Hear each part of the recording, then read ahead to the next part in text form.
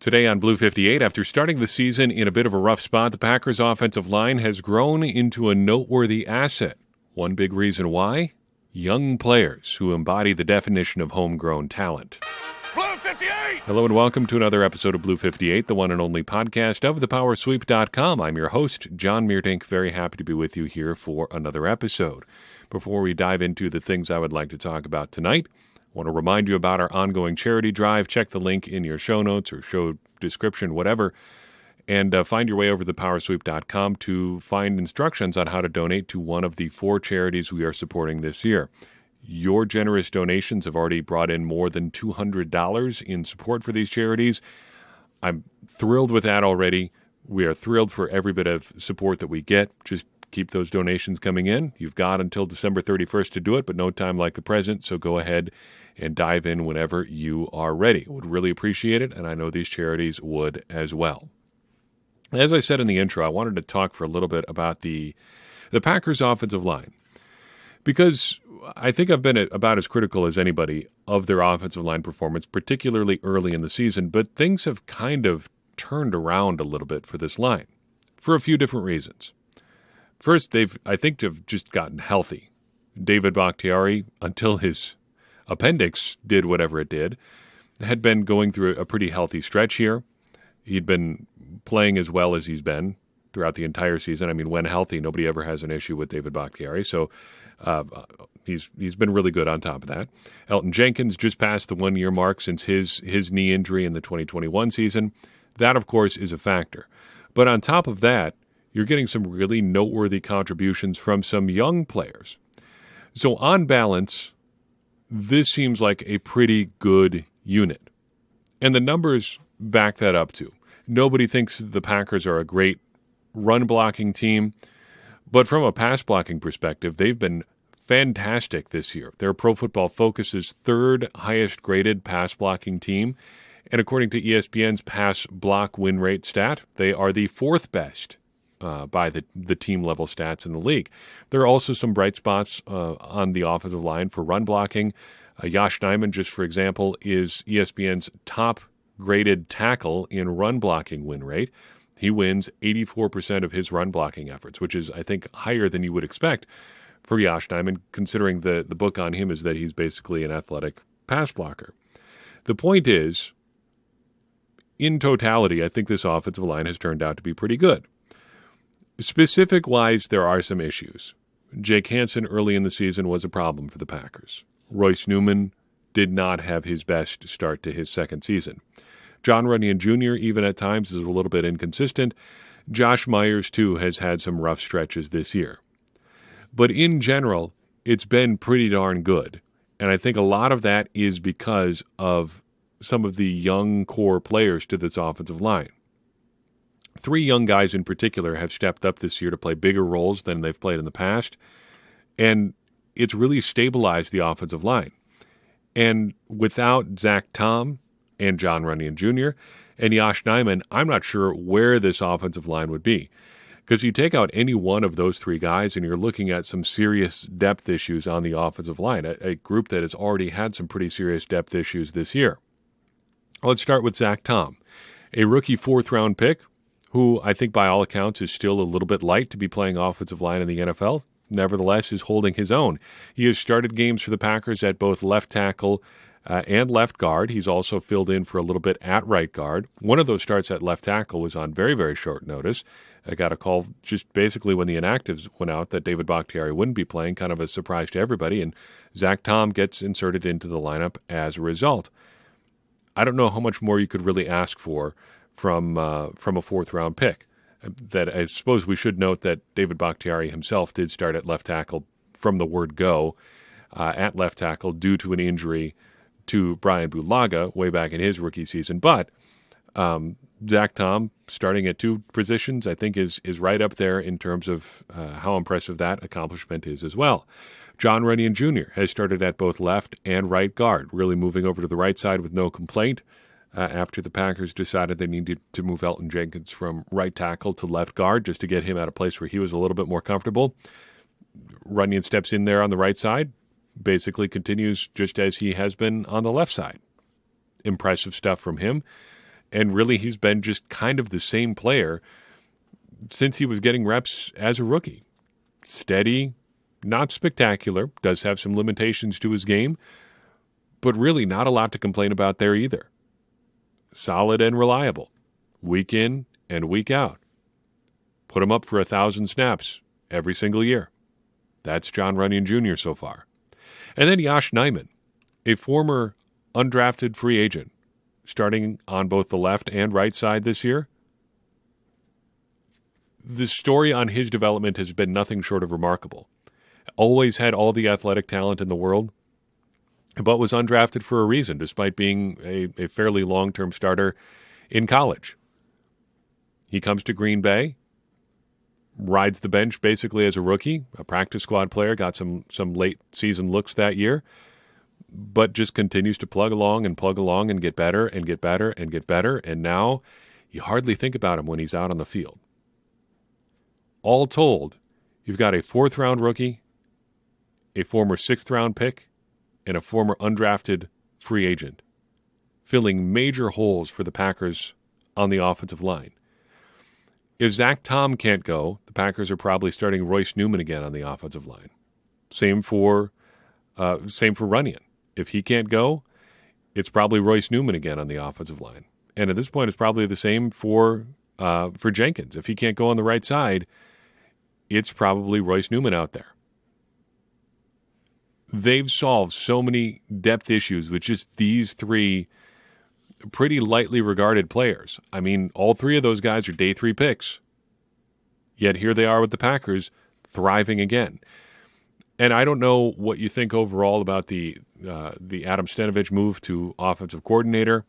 I'm not sure. We honestly, we've talked about this before. We don't really know what his role is in terms of the game planning and things like that, other than overseeing a lot of the run game stuff.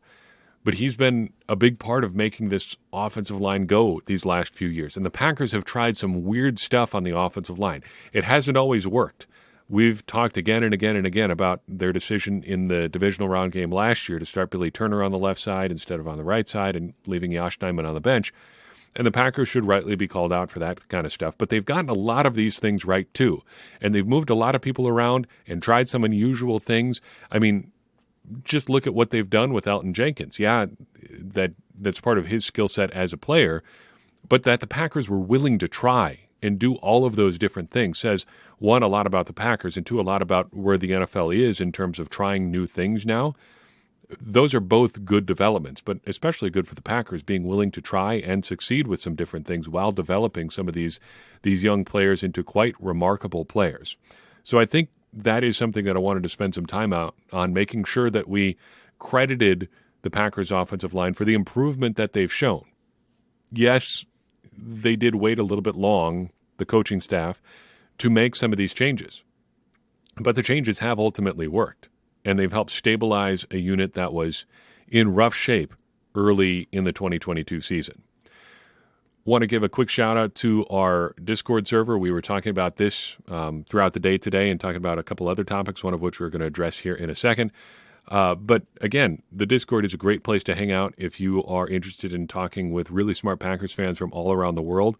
They have a big hand in shaping stuff that ends up on this show. And if you would like to be a part of it, head to patreon.com/thepowersweep. Contribute any dollar amount per month, and you will have your own invitation to that group as well. We would love to have you. And love to add your voice to that conversation. It's a great place to be, a great place to hang out. Since it is the bye week, I wanted to spend a little bit of time talking about a topic that isn't necessarily as focused on this year's team. Was doing some reminiscing today, partly because I had to spend a lot of time in the waiting room, whatever you call it, of a auto repair facility today.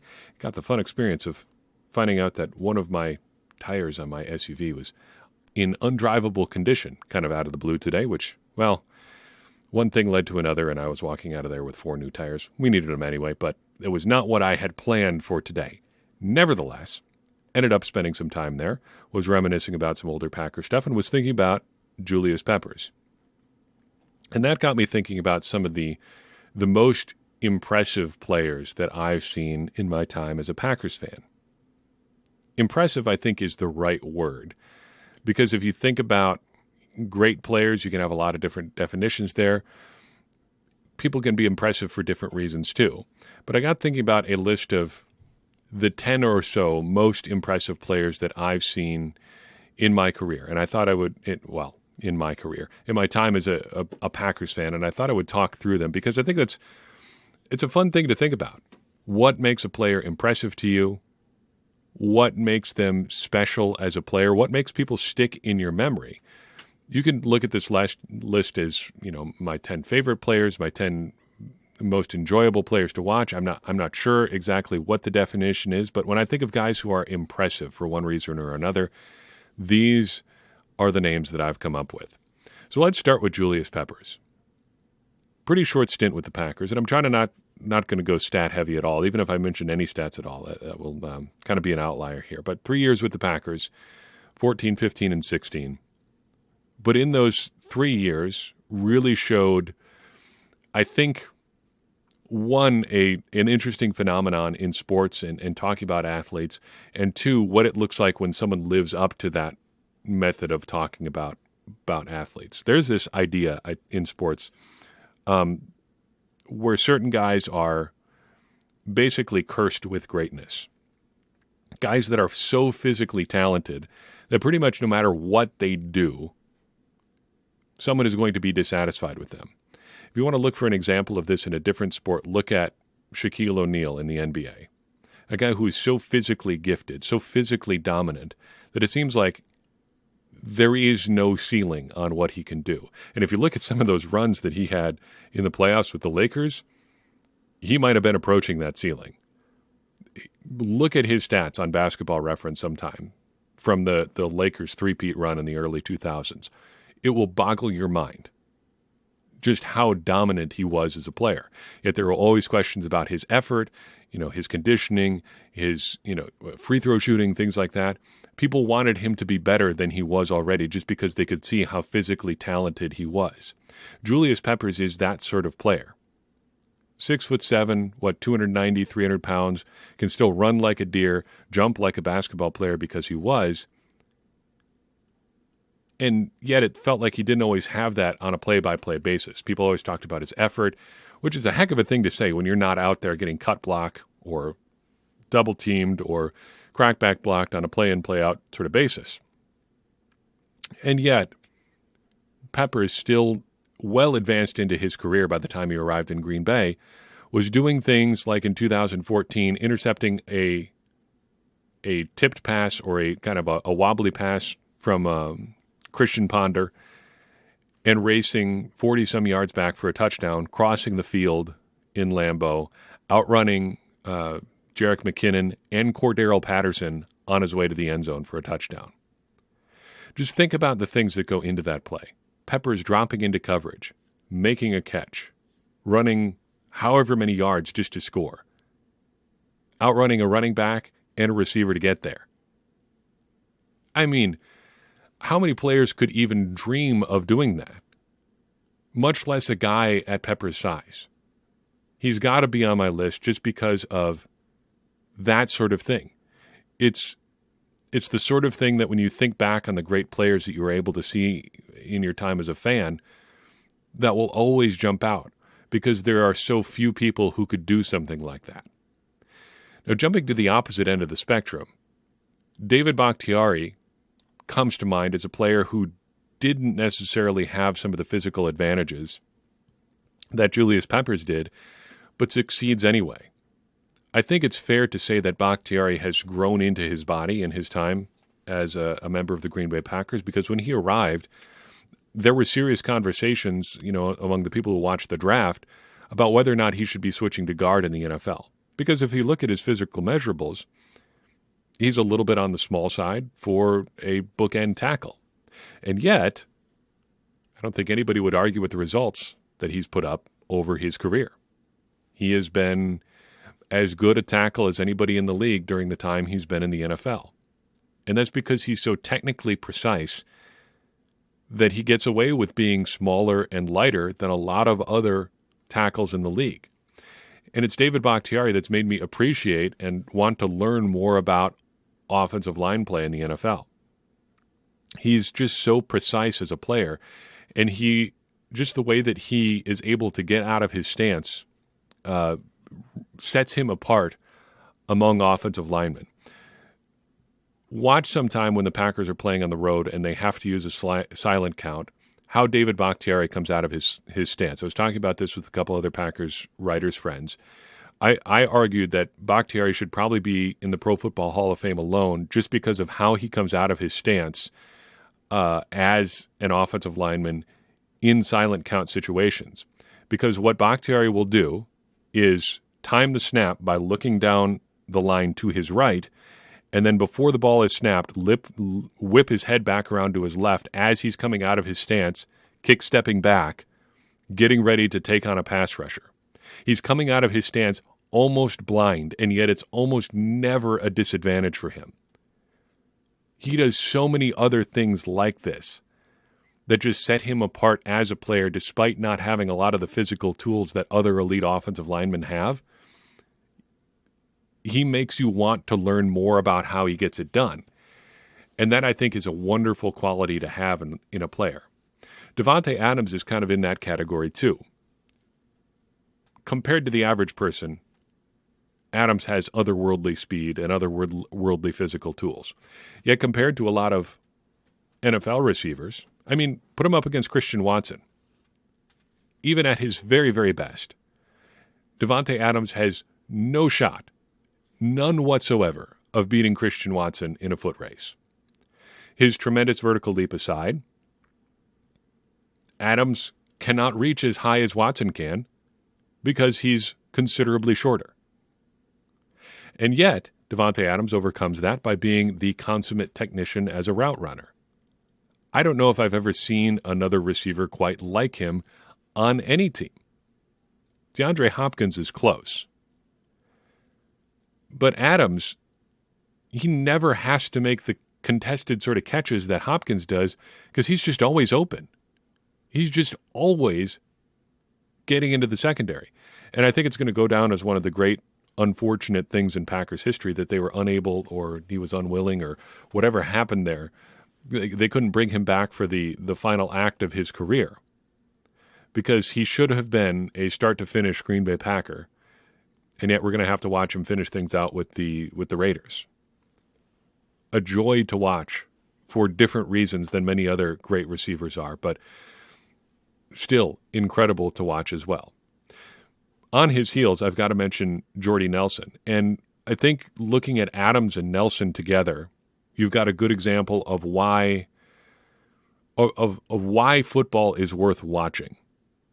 Because I think in the NBA, the game has grown a lot more homogenized. Everybody kind of plays the same style, or seems to. In the NFL, you can still succeed with different body types, playing different sorts of offenses, approaching the game differently as a different sort of player. And if you look at Adams and Nelson, two great receivers, two completely different playing styles. Nelson was the great sideline receiver, but like a deep sideline receiver. Adams, the short and intermediate game, incredible. Nelson, deep shots, sideline stuff, all day long. The speed, the route running deep, and the body control along the sideline, I think, are unparalleled in the time that I've been following the Green Bay Packers. He is just tremendous, was just tremendous for the things that he could do along the sideline. For a long time, Aaron Rodgers would intentionally throw a ball like a yard out of bounds, and Nelson could come down with it consistently. An actual play for the Packers was to throw the ball to Jordy Nelson outside the field of play, and it was essentially a guaranteed completion because Nelson had the body control, the timing, and the skill to make it happen.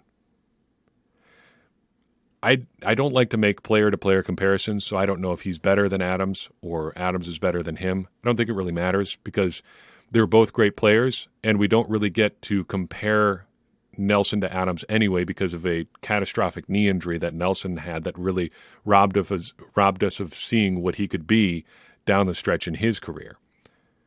But I think it's worth talking about their different skill sets and how they succeeded in different ways without making it an ultimate judgment on who was better, it would depend what you want from your offense if you're trying to make the call there.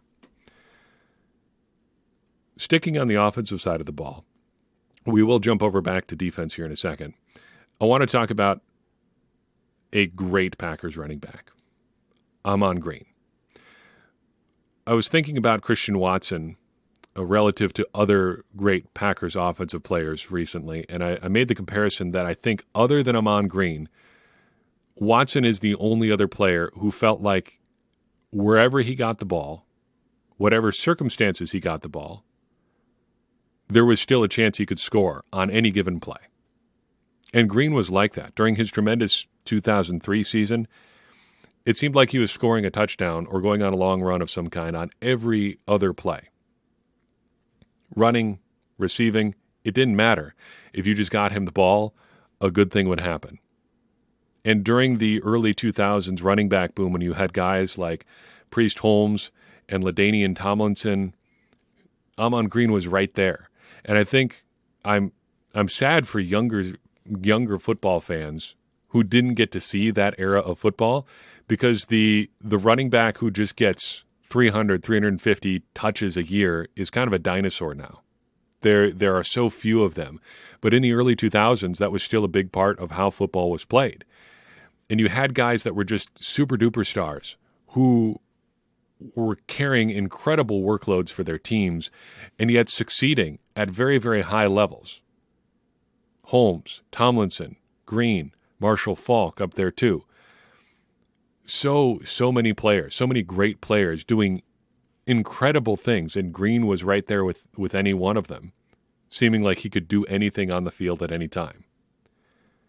Brett Favre deserves a mention along those same lines too.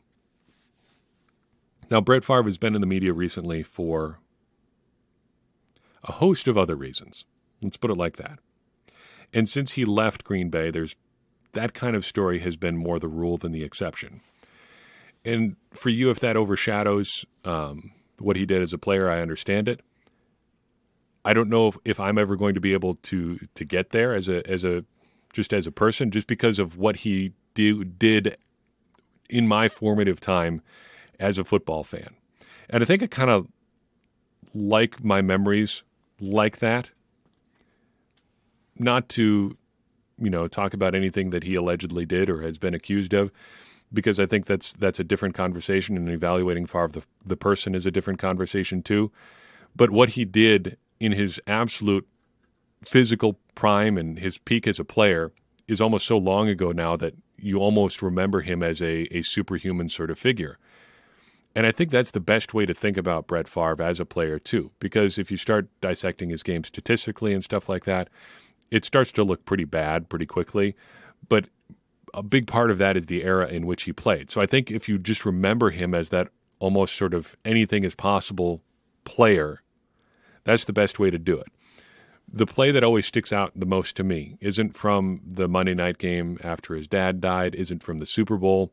It's from a random road game in that 1996 season where the Packers are playing in the old Seattle Kingdome.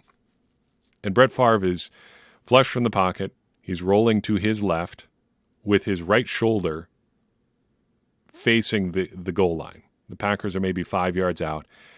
And Favre sees a receiver in the end zone who's open, and rather than squaring up his legs and making a conventional throw, he just kind of flips it backhand, almost a no-look pass into the end zone. It's caught. It's a touchdown.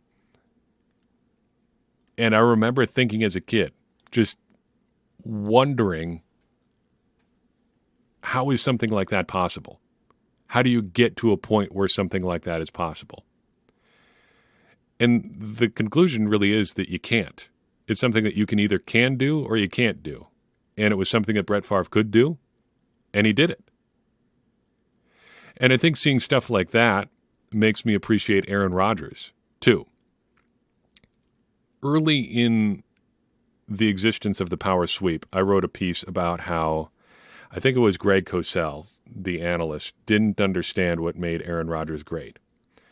He was begging or chiding or criticizing Rodgers for not playing on schedule more, something that's always been something that it's always been something that people have criticized Rodgers for, holding the ball too long, and there is some merit to that. But Cosell specifically was talking about how this made Aaron Rodgers a worse quarterback relative to some of the other greats like Tom Brady and Peyton Manning, and it showed that Rodgers had not mastered the fundamentals of playing the quarterback position. I would argue that stuff like that shows that Rodgers hasn't just mastered the fundamentals, he has surpassed them. Rodgers, to me, is like a great jazz musician. He knows he is able to play in a way that nobody else can because he's mastered all of the other things that everyone else already does. To be able to do some of the stuff that Rodgers does, you have to have such an incredibly high-level understanding of what is possible that you're able to surpass what other people think is possible. Making reads that no one else thinks are possible, remembering things that no one else is able to remember, understanding coverages in a way that few other people do. Rodgers does all of those things, and he does it in a way that is very different from how Brett Favre did it, because if you talk with Brett Favre, it's clear that if you listen to what he says at least, it's clear that he does understand all the finer points of playing quarterback and how defenses work and how offenses work relative to defense. But Rodgers understands it in a different way. Favre it's almost like innate sort of stuff. He just knows it because he knows it. Rodgers is like a supercomputer. He understands and remembers everything that he's ever seen and is able to make decisions and reads as a result of that. It's a tremendous thing to be able to watch, and it's been incredible to have that as a follow-up to Favre. Back on the defensive side of the ball, I think Rodgers to Charles Woodson is a good segue. Rodgers has talked many times about how Charles Woodson is one of the great players he's ever played with, and I think you'd have a hard time disagreeing with that because Woodson understands the game the same way that Rodgers did, except on the defensive side of the ball. He does a lot of the same sort of freelancing and improvisational sort of things that Rodgers does, but on defense, it gets him burned sometimes. It's the Rodgers equivalent of holding onto the ball too long or hunting for a big play because he knows it's there at the expense of an easy play. Woodson had some of those same sorts of tendencies, and yet as a defensive player, he was able to make a difference positively way more often than negatively. And that's something that I think a lot of lesser players try to do but are unable to get away with. If you tried what Woodson did, if you're the quarterback equivalent, or if you're a lesser player than, say, Aaron Rodgers, and you're trying to do the off-schedule stuff that Rodgers does, you never get on the field anyway. If you're doing the stuff that Woodson does, freelancing and things like that, you'll be out of the league in a hurry. But Woodson was so good, so physically talented, that he was able to get away with it.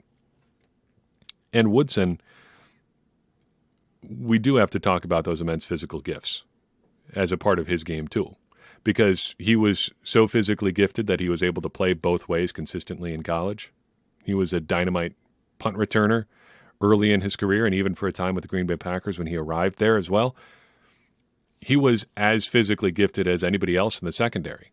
He was one of those players that was so athletic that he looked like he was moving at a different speed than everybody else, and in a weird sort of way, almost slower than everybody else, moving slowly and yet blowing people away on the field too.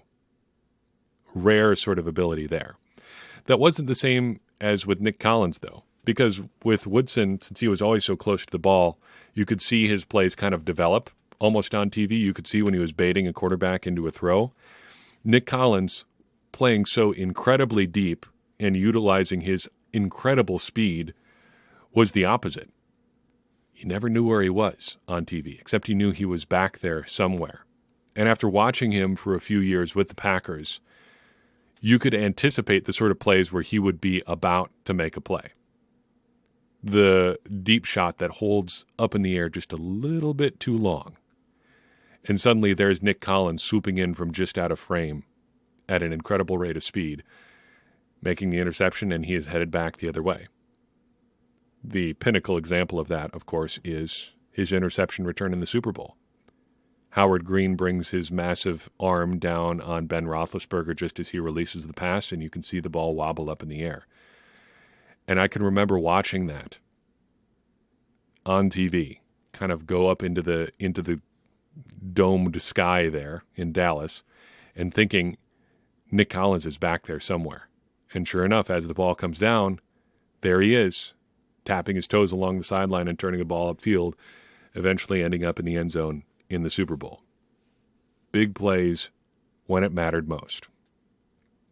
To bring it full circle, I wanted to conclude by talking about Reggie White. Because if I think back on my time as a fan of the Green Bay Packers, he is my first favorite player. As a really, really young Packers fan, it was more than thinking like this guy has otherworldly abilities or this guy is like a demigod on the field. For a young John Meerdink in Cedar Grove, Wisconsin, watching Reggie White on the field, there was almost the semi-blasphemous thought, this guy might be God. Like, this guy has that kind of ability. And it was like he stepped out of almost a fantasy novel. He was just so big and so strong and so powerful. And you could see, I don't know if you can ever call another professional athlete afraid, but you could see the intimidation that other people had when he lined up across from them. The linemen, it seemed, were in their stance differently. And he had such that distinctive stance, the right hand down on the ground, the left hand up on his knee, kind of elbow cocked back. You'd almost think it was lackadaisical, but it was just him being this big grizzly bear of a human, kind of contorting himself in the only way he could get down in a three-point stance. And just coming off the ball with the power and strength that he had. It's that sort of thing that makes you fall in love with a game like football. Because it's not a nice sport. It's a violent game. It's a dangerous game. And when you watch players like Reggie White play this violent, dangerous game with power and strength and violence, inflicting it on other people, but being someone who loved other people too. I mean, that's the sort of thing that's going to make a fan out of just about anyone. And thinking back on those players, those moments, those things like that, that's the sort of thing that keeps me coming back even in seasons when not everything is going perfectly. Because there's always the chance that one of those players could be developing before your eyes too. I'm not saying Christian Watson is that sort of player. I'm not saying Zach Tom is that sort of player. I'm not saying that any of these young guys are that sort of player. But you know what? I do know this for sure. Sooner or later, another one of those kind of players is going to come along. And it's important to be ready and waiting and excited for when they do. Because that's just another chapter you get to add to your time as a Packers fan. And that is the fun part of all of this. Even in seasons where not everything is going great, seeing that next guy develop into you remember that guy when he did this against that team sort of moment, that's the stuff that makes this sport fun. In any case, I hope you have some players like that in your time with the Packers too, because we haven't even touched on some of the smaller time guys that maybe just had a play or a season or a game in there too. And maybe we'll do a little bit of that next week as this bye week stuff continues. In the meantime, that's all I've got for you in this episode of Blue 58. I appreciate you tuning in. I'd appreciate it even more if you would take a second and share this episode with someone you think would enjoy it too. That's going to help more people find the show and get more people involved in this conversation that you and I are having about the Green Bay Packers, which in turn is going to help all of us, me included, become smarter Packers fans. And as I always say, smarter Packers fans are better Packers fans, and better Packers fans are what we all want to be. I'm your host, John Meerdink. We'll see you next time on Blue 58.